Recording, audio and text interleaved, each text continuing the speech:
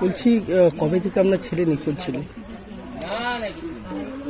রাত্রে এখানে স্নান করছে, স্নান করার পরে তারপরে বাড়ি ফিরতে বাড়ি গেছে। কটা নাগাদ বেরিয়ে গেছিল? 7:30 8টা। আচ্ছা, কোথায় গেছিল? শিব মন্দিরে আমাদের জল ঢালা হয়েছিল, নীলরাত্রি ওই দিনে বাড়ি, তো ওখানে গিয়েছিল। তারপরে ওখানে মনে আসার পরে 9টা 9:30টার দিকে বাড়ি এসেছি। আসার পরে ওর বাবা বলে 3 ভাই বোন ভাত খেয়েছে। আমি তখন আমার বাবা বলবে ভয়ে আমি বলি হ্যাঁ 3 ভাই বোন ভাত খেয়েছি।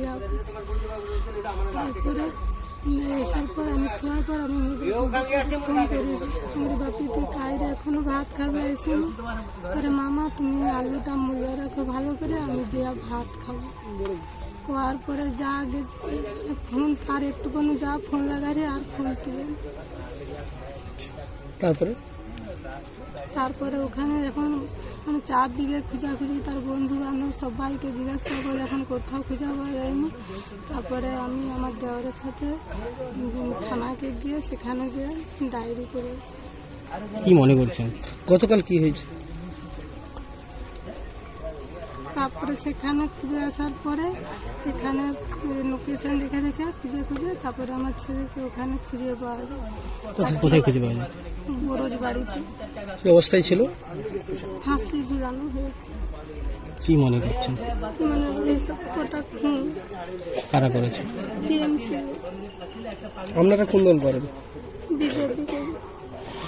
কি মনে করছেন বিজেপি করার জন্য কি আপনার ছেলেকে হ্যাঁ বিজেপি করে দিলে আমার ছেলেকে মেরেছে। কারো বিরুদ্ধে অভিযোগ রয়েছে? কারো? হ্যাঁ কিছু কিছু লোককে জানি, বুদ্ধদেব মন্ডল আর কমল কুটিয়া, স্বপন ভৌমিক আর তার 2 ছেলের নাম আমার মনে আছে। তারা কোন দল করে? তারা টিএমসি করে। ওরা সবসময় মোদের ঘরে এসে আমার শাশুড়িকে মারধর করে, মাথা ভাটি দেয়, বোম ফিকে, রাজে বাজে প্রচুর ভাষা বলে। এই যে ধরুন আপনার ছেলেকে এইভাবে যে ঘটনা জানাচ্ছেন, কি চাইবেন?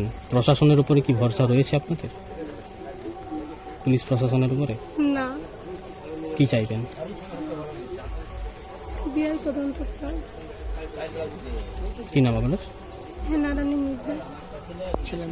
ছেলের নাম দীনবন্ধু মির্জা। ঠিক আছে।